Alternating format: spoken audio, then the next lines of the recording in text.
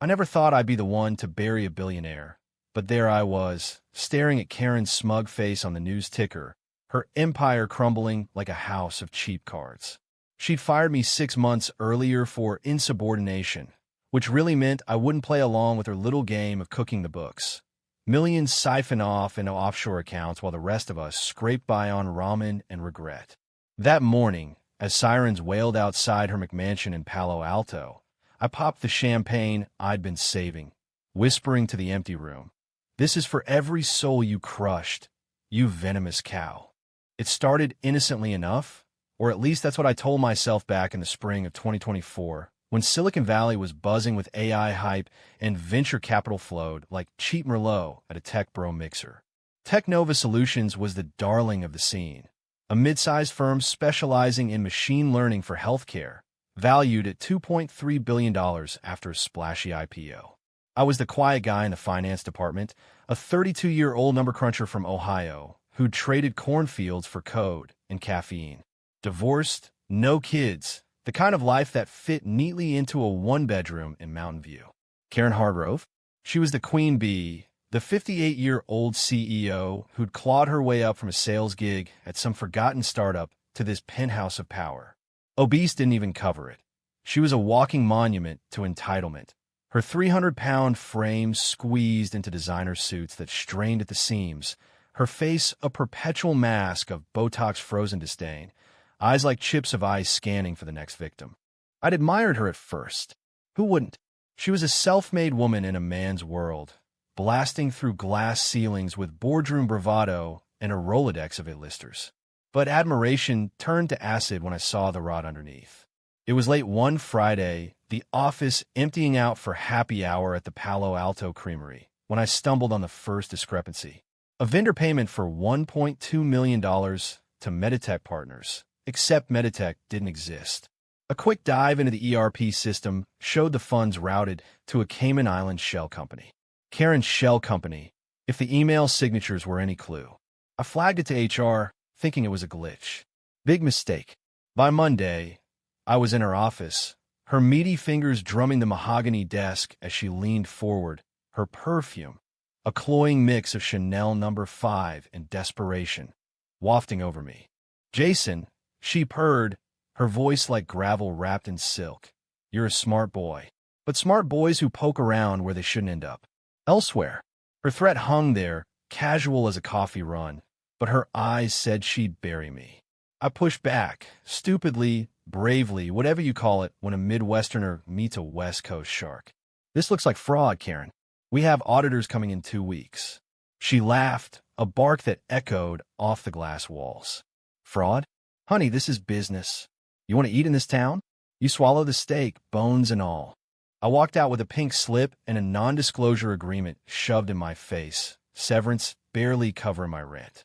Unemployment line, here I come. But I didn't go quietly. Oh no. That night, nursing a six-pack of Anchor Steam in my dim apartment, I started digging. Not just digging, excavating. I'd always been good with systems. Back in college, I'd hacked the university's grading algorithm for fun, bumping my GPA just enough to snag that scholarship. Now it was personal. I fired up my old Kali Linux setup, the one I'd kept for ethical pentesting, and slipped into Technova's backdoor via a forgotten admin portal. Password: Karen Loves Wine, 2023. Amateur hour. What I found wasn't just embezzlement. It was a goddamn symphony of sin. Over 3 years, she'd falsified 147 payment records, inflating vendor invoices, and diverting $87 million to her personal slush fund. Private jets to Aspen, a vineyard in Napa that could have fed a small nation, even bailing out her deadbeat son's crypto Ponzi. And the kicker? She was laundering it through fake AI research grants, screwing over cancer patients who relied on our software for early detection. Rage boiled in my veins, hot and righteous. This wasn't about money. It was about the little guys, the devs pulling 80-hour weeks, the single moms in accounting fighting for scraps. Karen didn't just steal, she poisoned the well. I screenshot everything. Ledgers, emails, wire transfers time-stamped to her IP. But leaking it anonymously? Too clean. No, I wanted her to feel the blade twist. So I started small, dropping anonymous tips to the Wall Street Journal's tip line. Billionaire CEO's dirty laundry, I wrote, attaching a teaser PDF of one falsified invoice. The story broke a week later. Technova exec accused of padding expenses. Is it tip of the iceberg? Karen's response? A blistering press conference from her yacht off Monterey, denying it all with that fake tear sparkle. Smear campaign by a disgruntled ex-employee, she sobbed to the cameras, her chins quivering. Disgruntled? Lady, you have no idea. The backlash hit like a California wildfire. Twitter, sorry, X, lit up with Karen the Thief, trending nationwide. Memes of her face photoshopped on a Scrooge McDuck swimming in gold coins. Late-night hosts roasted her. Karen Hargrove isn't just embezzling. She's the reason your 401k feels like a bad Tinder date. Protests outside Technova's HQ, single-payer activists chaining themselves to the gates, screaming about how her greed delayed life-saving tech. I watched from a dive bar in San Jose, nursing a whiskey sour, my burner phone buzzing with alerts. It felt good, electric, like I'd finally grown a spine. But Karen? She doubled down, lawyering up with a firm that charged more per hour than I made in a month. She sued the Journal for defamation, me for breach of NDA, how'd she guess? And even fired off cease and desist to every Karen meme account. I'll crush you like the insect you are. Her email to my old address read. Blocked. But the fear? It lingered, a shadow in my gut. As summer baked the valley into a tinderbox, I went deeper. Posing as a freelance journalist, fake byline, VPN reroutes, I interviewed ex-employees. Sarah from marketing spilled how Karen had tanked her career for refusing to lie on investor decks. Mike in engineering? Blacklisted after whistleblowing on safety shortcuts that nearly killed a beta tester. Their stories wove a tapestry of terror. The all-hands meetings where she'd scream until veins popped in her neck, the loyalty bonuses that were really bribes, the HR department turned into her personal Gestapo. I compiled it all into a shadow dossier, 200 pages of poison, and fed it to the SEC anonymously. But revenge isn't a solo act. I needed allies. Enter Lena, a sharp-as-attack reporter from ProPublica who'd been sniffing around tech fraud for years. We met in a dimly lit taqueria in East San Jose, her notebook out, my hood up. This could bring her down, she said, eyes gleaming. But it'll make you a target. I shrugged. She made me a ghost first. Together, we orchestrated the storm. Lena's first piece dropped in August, inside Technova's House of Cards. How CEO Karen Hargrove built an embezzlement empire. It named names, quoted docs, painted Karen as the villain in a Shakespearean farce. Lady Macbeth with a black card. The fallout? Cataclysmic. Stock plunged 47% overnight, wiping out $1.1 billion in market cap. Investors fled like rats from a sinking yacht. Board ousted her in an emergency vote, but not before she looted the petty cash for a severance consultant. Protests swelled. Outside her gated community, a crowd of 200 chanted, "Lock her up," while she barricaded inside, live-streaming rants about woke cancel culture and feminism's betrayal. Viral gold. Her screaming at a delivery guy. "Do you know who I am? I'll have your job." The guy? An Uber Eats driver who quit on the spot, posting the video that racked 15 million views. But here's where it gets controversial, the part that still twists my nights. I didn't stop at truth. In a dossier, I slipped in a forgery. Not enough to discredit, just to sting. An email from Karen to her banker, joking about donating to political PACs in exchange for regulatory blind eyes. It was fake, piece from her real phrasing, but it lit the fuse on a DOJ probe into corruption ties. Ethics? Shattered. When Lena asked about it, I lied smooth as pie. Found it in the archives. She bought it, or pretended to. The outrage machine roared louder. Congressional hearings, feminist icons disavowing her as the anti-Shiro. Even her own sorority revoking her alumnus status. Karen's counter? A pathetic GoFundMe for legal defense against Witch Hunt, pulling in $2 million from MAGA diehards who saw her as a martyr. Fake news, she'd tweet from her verified account, Photos of her in a MAGA hat, cheeks flushed with fury. I retweeted anonymously. Keep crying, Karen. The tide's coming. By fall, the news tightened. FBI raided Technova's servers. My anonymous tip on the portal vulnerability sealed it.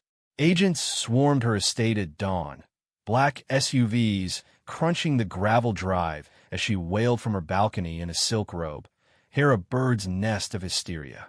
This is harassment. I built this company. The body cam footage leaked within hours, her being cuffed, blubbering about her poor heart condition, while officers ignored her flailing arms. Embezzlement charges, 12 counts, facing 30 years. Her empire? Auction off, Napa Vineyard sold to a co-op of laid-off workers. Bitter? For her, it was apocalypse. Last I heard, she's rotting in a federal holding cell in Oakland, her cellmate, a former Enron exec who calls her fresh meat. Me? I got a quiet settlement from the board, enough to start over in Seattle, away from the Valley's vipers. Yet as I pack my boxes, staring at the Pacific sunset bleeding orange across the bay, the champagne fizz has gone flat. Revenge tasted sweet, but left a scorch mark. Lena cut ties after the hearing, whispering, "That email. It wasn't clean, was it?" No, it wasn't. And in the quiet, I wonder if I became the monster to slay. Karen's behind bars, her legacy a punchline, but my hands? They're stained too. In America, justice is a mirror. Crack it, and the shards cut both ways. Still, if I had to do it again, damn right. For the ghosts she left behind. The trial was a circus, the kind that makes OJ look like a book club meeting, and I had a front row seat. Not in the courtroom, but glued to the live stream from an anonymous VPN in a Portland coffee shop, steam from my flat white curling like question marks. Federal courthouse in San Francisco, January 2025, the air thick with fog and schadenfreude. Karen shuffled in, chains clinking under her orange jumpsuit that hugged her rolls like a cruel joke, her lawyer, a silver-haired shark named Victor Hale, flanking her like a bodyguard. The charges read like a greatest hits of greed. Wire fraud, money laundering, securities violation. $87 million. The prosecutor, a no-nonsense Latina named Rivera, opened with my dossiers, projected on screens for the jury. 12 everyday folks, teachers and baristas, gaping at the spreadsheets of sin. Your Honor, the defendant didn't just steal. She orchestrated a betrayal of trust on an epic scale, Rivera thundered, her voice echoing off the paneled walls. Karen's response? A theatrical gasp, hand to her ample bosom, eyes darting to the cameras like she was auditioning for Real Housewives of Rikers. But the evidence? Ironclad. My hacks yielded bank statements, timestamps syncing her VPN logins to the falsifications. Nights she'd punch in from her home office, IP geolocated to that sprawling estate with the infinity pool overlooking the bay. Witnesses piled on. The banker who flipped for immunity, admitting he'd flagged the shells but got a generous donation to his kids' college fund to look away. Sarah took the stand, her voice steady as she recounted the firing. She said, "Loyalty is currency, Sarah. You just went bankrupt." The courtroom murmured, a ripple of outrage that swelled into applause when the judge banged the gavel. Outside, the media frenzy was biblical. CNN vans clogged the streets, reporters in trench coats shouting questions at anyone with a pulse. Justice for Technova trended, but so did Free Karen, a toxic brew of QAnon weirdos and blue-check grifters painting her as a deep state victim. Her son, that trust fund leech Chad, Liv tweeted from the gallery, "Mom's innocent. This is election interference." Election? It was January, post-midterms, but in Trump-era echo chambers, every scandal tied back to the big man. I scrolled through it all on my phone, a grim smile cracking my face. Chad's crypto scam? Exposed in my dossier too. $4 million funneled from her pot to prop up his Dogecoin fever dream. Now he was dodging his own subpoenas, holed up in a Miami condo with bottle service blondes. The controversy peaked mid-trial when Hale cross-examined me. Wait, not me directly, but my ghost, the anonymous source. He'd subpoenaed Technova's logs, sniffing for the leaker, and damn if he didn't almost nail me. This so-called whistleblower is a criminal hacker, he bellowed, waving printouts of my portal breach. Vigilante justice, not heroism. The jury shifted, unease flickering. After all, in America, we love the underdog until he bites back too hard. Rivera countered slick. Mr. Hale, your client falsified records while this source exposed them. But, kalla. Laughter rippled, but it stuck in my craw. Was I the villain now? Forums lit up. Reddits are /true crime, debating if I was hero or hacktivist psycho. One thread, 5K upvotes, guy's a Fed plant. Smells like CONTLPRO. Paranoia, pure Valley vintage. Karen's testimony was the money shot, a masterclass in denial wrapped in delusion. She took the stand, sweating under the lights, her jumpsuit darkening at the pits. I built Tech Nova from nothing, she whined, voice cracking like a bad country ballad. A woman in tech? They call me Hargrove the Harpy. I deserved every dime. Deserved? The prosecutor played the emails, hers cold and commanding.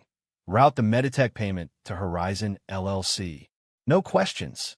Her face crumpled, but then the pivot. Tears streaming. She blamed the patriarchy, how boardroom bros forced her hand. Gaslighting gold. The courtroom split.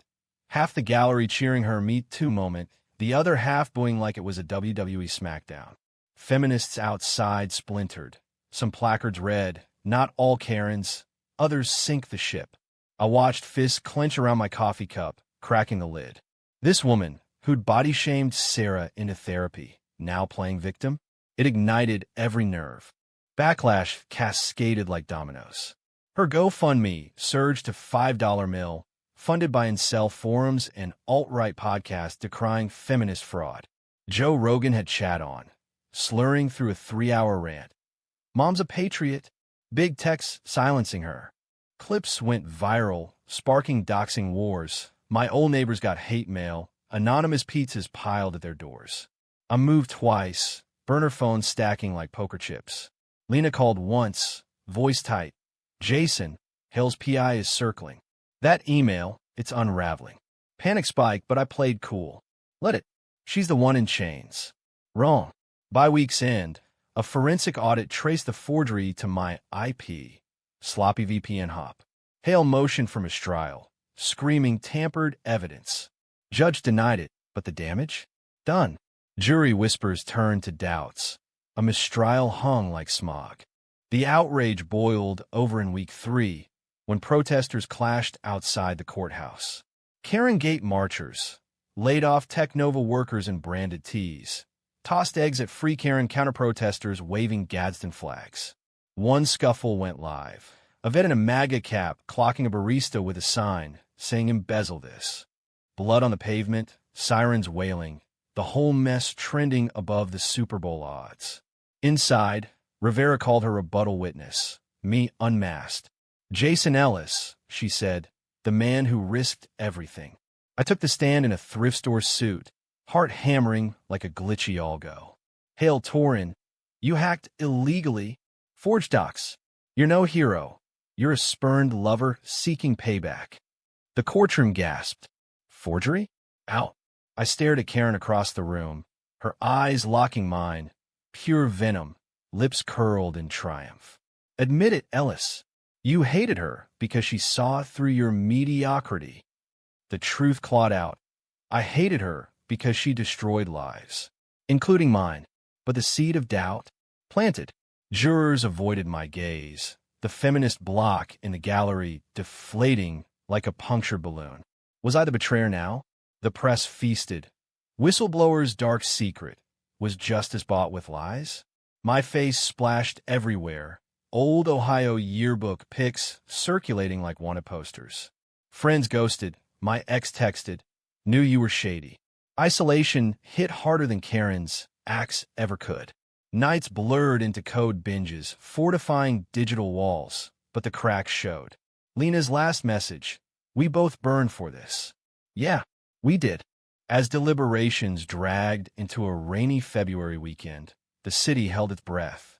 Karen paced her cell, reportedly shrieking at guards about celebrity treatment. Chad partied in Miami. IG stories of yacht toasts to mom's vindication. Me? I holed up in a motel off 101, TV flickering with pundits debating my soul. Guilty or not, the cultural quake lingered. Podcasts on the death of trust in tech. TED Talks on whistleblower ethics in the age of deepfakes. Karen's bitter pill? Swallowed in pieces. Her vineyard torched by activists. Arson probe pending. Her socialite circle evaporating like morning mist. One gala photo circulated. Her alone at a table for 12, forks spearing a lone shrimp. Verdict dropped Monday, 10:47 a.m. guilty on all counts. The gallery erupted. Cheers from the workers, wails from her loyalists. Karen sagged, Hale's arm around her like a limp dish rag. Sentencing? April, but the math was merciless. 25 years, no parole. At 58, she'd die inside, her billion seized, empire ashes. I slipped out the back of the motel, rain sluicing my face, a ghost in my own story. Victory? Hollow as a deleted file. The revenge I'd craved left me hollowed out, staring at a mirror that reflected not a hero, but a man with blood on his ledger. America cheers the fall, but who catches the pieces? Spring 2025 bloomed cruel in the Bay Area, cherry blossoms mocking the gray pall over the federal pen, where Karen now stewed. I could have left it there, board settlement in my pocket, a fresh start in the Emerald City coding for a nonprofit, far from the valley's venom. But closure? That's a luxury for saints, and I'm no saint.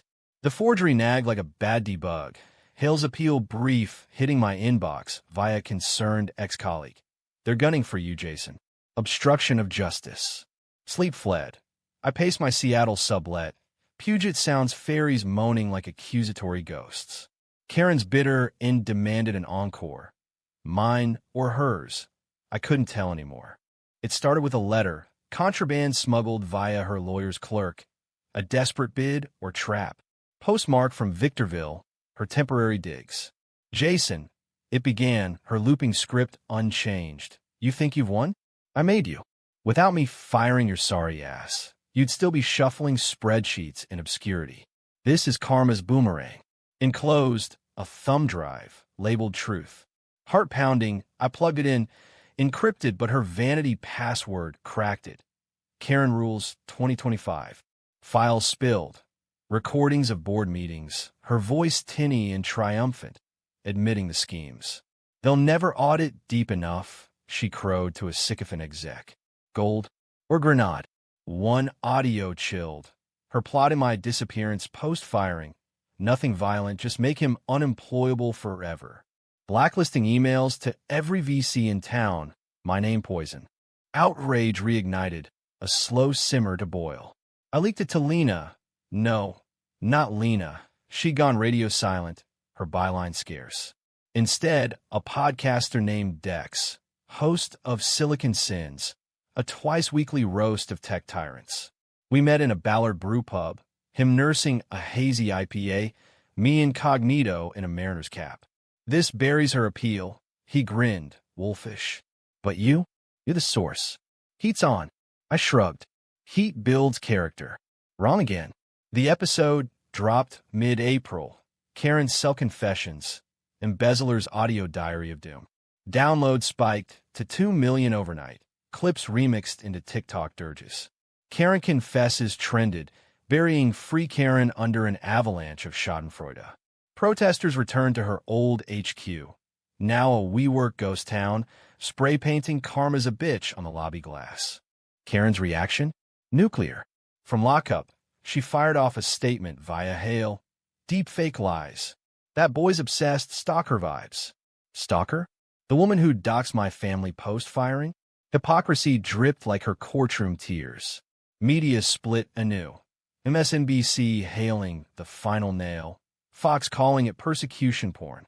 Controversies flared. Dex's pod accused of trauma exploitation. Sponsors pulling amid boycotts from women's groups wary of punching down.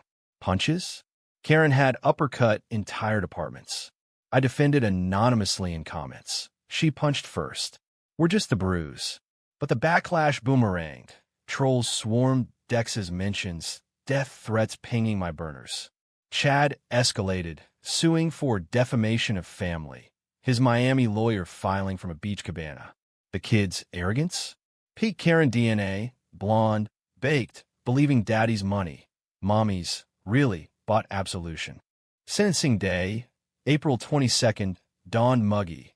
The courthouse a zoo of satellite trucks and sign waivers. I watched remote, from a ferry chugging to Bainbridge, waves slapping like applause. Karen hobbled in, shackles upgraded to full irons, her face a roadmap of defeat, sags where Botox failed, eyes hollowed by fluorescent hell. Rivera pushed for Max. Ms. Hargrove's actions eroded faith in American innovation. 25 years, restitution in full. Hale pleaded, health issues, diabetes, hypertension. She's a grandmother. Grandmother? To Chad's unborn crypto heirs, maybe. The judge, a stern ex-prosecutor with silver streaks, eyed the gallery. Ms. Hargrove, you weaponized trust. Now, face the consequence. Gavel fell. 25 years, $87 million lien, no mercy. The gallery exploded, workers hugging, free Karen holdouts storming out in tears. Karen? She collapsed, wailing my life. Ruined, as deputies hauled her. Body cam leaked again. Her kicking in the van, screaming profanities that'd make a sailor blush. That little shit Ellis. I'll get him. Viral, of course. Bitter end crystallized. Her Napa vines uprooted for a community farm. Technova rebranded as Nova Health under ethical oversight. Ex-employees got back pay. Therapy funds, my doing, slipped into the settlement. But the sting? Personal. Hale's appeal included my name, obstruction charges pending. Feds knocked at my door that night, polite but pointed. Mr. Ellis? A word about that email. Interrogation room in Seattle field office. Coffee bitter as regret. Agents Ramirez and Cole, good cops in a bad system. Laid it out. Forgery's a felony. But cooperate, maybe a deal. Cooperate? Testify against myself? I spilled. The hack, the fake email, the rage-fueled slip. She destroyed me first. Ramirez nodded, weary. We get it. But law's law. Charges.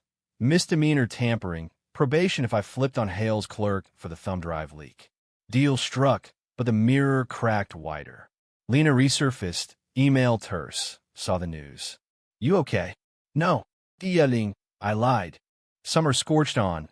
My life a limbo of court dates and NDAs. The cultural ripple? A reckoning. Congress grilled tech CEOs on ethics. Ellis clauses proposed for whistleblower protections. Books pitched. The Fall of Karen. One Man's War on Greed. I declined. Dex dedicated an EP to the ghosts who fight. Ghosts? Yeah. Karen's final plea? A jailhouse interview with 60 Minutes post-sentencing. Frail in khakis, repenting in whispers. I lost my way. Forgive. America split. Some softened, seeing a broken woman. Others spat rot. Me? I watched alone, fairy horn blaring, and deleted the stream. Forgiveness is for the pure. I'm just a blade that cut both. Outrage lingered in embers. Chad's scam collapsed, him fleeing to Dubai on a one-way. Her sorority dissolved amid scandal. And me? Probation meant community service at a Seattle food bank. Ironic poetry. Sorting cans. I met folks like the Technova single moms. Their thanks a bomb. You gave us our lives back. Did I? Or just traded one poison for another? The revenge arc closed, but the sequel writes itself in quiet moments. Karen rots. I rebuild. Bitter vines yielding strange fruit. In a land of second chances, first cuts run deepest. Fall 2025 draped the Northwest in gold and gray, leaves crunching underfoot as I walk the Bainbridge trails, probation anklet a faint itch under my sock.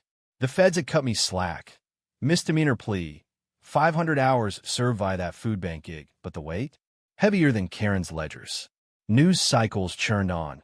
Her appeal denied in September, a curt Supreme Court snub that sealed her tomb. Victorville to FCI Dublin, women's camp in the East Bay, where she'd spend her golden years graying in Gen Pop. Reports trickled. Her diabetes flaring, commissary runs for insulin funded by that GoFundMe scrap. Bitter? She'd chew on it like gristle. I tried normalcy. A date with a barista named Riley. Her laugh light as craft ale foam. Over phone in Fremont, she asked, "What's your story?" Lies stacked. Tech burnout. Starting fresh. But ghosts intrude. Mid-slurp, my phone buzzed. A Dex alert. Karen's prison letters. Victim or viper? He'd scored epistles via a guard's side hustle. Excerpts dripping venom. To Chad. Fight for mommy's legacy. Sue those bastards dry. To Hale. Find dirt on Ellis. His ex? Pay her off. Pay off. My radar pinged. Back home, I traced the leak. Hale's clerk, the same who'd smuggled her missive. Tit for tat. Anonymous packet to Bar Association, ethics breach docs. Clerk fired, Hale's firm wobbling. Small revenge, but it scratched. Controversy refused to die, mutating like a virus. Karen redemption pods popped, ex-fans spinning her as canceled casualty, blaming Woke Day Rivera. A Netflix doc pitched, entitled Empire, the Karen Hargrove saga. Producers called my burner. Your POV? Juicy. I hung up. Juicy?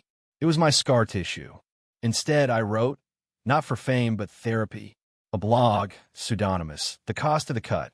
Posts on the hack's high. The forgeries fall, the mirror's merciless glare. Readers trickled. Whistleblowers, burnouts, one from Sarah. You voiced what we couldn't. Thank you. Community formed, a digital AA for the vengeful. But trolls lurked. Murderer. You killed her spirit. Spirit? Karen's was a vampire, sucking dry, never dying quiet. Thanksgiving loomed, my first solo since the divorce, now compounded by scandal. Ohio folks called. Mom, voice quavering. Jason, the news. Are you safe? Lies again, water under the bridge. But bridges burn. Chad's countersuit landed, defamation for the audio leak, seeking $10 mill. From Dubai, the punk Skyped his deposition, tanned and tantrumy. Mom's a saint. You ruined us. Ruined? Try reborn in infamy. His scheme's victims sued back, a class action that froze his assets. Poetic, the apple rots close. I countersued for harassment, my pro bono from an ACLU type, sniffing First Amendment gold. Court date? December, holiday hell. Winter bid early, snow dusting the sound as I prepped. Riley bailed, too much drama, babe, fair. Alone, I revisited the thumb drive, Karen's voice looping, I'll crush him. Crushed? Look in the mirror, lady. Her latest outrage. A prison petition for compassionate release, citing terminal regret. Media lapped it. Op-eds debating second acts for white-collar witches. Feminists fractured again. Empathy for the fallen versus accountability ain't optional. I penned an op-ed for the stranger, unmasked. Karen's regret is just another scheme. Published December 1st, it ignited, shares to 50K, Rivera retweeting. Preach. Backlash. Swift. Mogobytes swarmed. Traitor. Lock 'em up. Doxing round 2. My food bank shift interrupted by a pie to the face. For Karen. The hearing, December 15th, was a farce in Tacoma Fed Court. Chad zooming from a yacht, slurring stats on mom's good deeds. My testimony? Calm fire. She stole futures. I exposed truth, flaws and all. Judge, a grizzled vet, tossed it, frivolous. Sanction au plaintif. Chad's feed cut mid-rant, his empire evaporating. Victory lap? Nah. That night, snow falling fat, I drove to the bluffs, staring at the dark water. Phone rang, unknown, Lena. Heard about the suit. Tough nut. Silence stretched. Why now? Closure. For both. She sighed. Jason, you didn't just fell her. You felled yourself. But maybe that's the point. Growth's gritty. Christmas Eve, I volunteered extra, serving turkey to the down and out, faces echoing Technova's ghosts. One vet, grizzled as my judge, clapped my shoulder. Heard your tale. Brave. Brave? Or broken? Midnight mass on the radio, carols mocking my solitude. Back home, eggnog spiked, I burned the thumb drive, flames dancing like jury doubts. Karen's end? Sealed. Reports. Her release denied, health declining, but spirits snarling in smuggled notes. Tell Ellis, game's not over. It is. For her. New Year's dawned crisp, 2026 whispering reinvention. I landed a gig at a Tacoma startup. Ethical AI, ironic twist, commuting by ferry, wind whipping regrets away. The story? Fades to footnote, but lessons linger. Revenge is a boomerang. Controversy is cyclone. Outrage oxygen for the fire. Karen's arrest was the hook, but the epilogue's mine, scarred, sober, stitching a life from shreds. In America's grand narrative, villains fall, but heroes? We just keep climbing, one grudging step at a time. Bitter for her, bittersweet for me. Fade to credits. Epilogue whispers. Chad extradited in March, facing his own 12 counts. Technova thrives under new guard, grants flowing to real cures. Me, dating a librarian now, her quiet a counterpoint to chaos. And Karen? Last dispatch, a library book request for The Art of the Deal. Fitting. In the end, we all chase deals, with fate, with forgiveness. Mine's pending. Yours?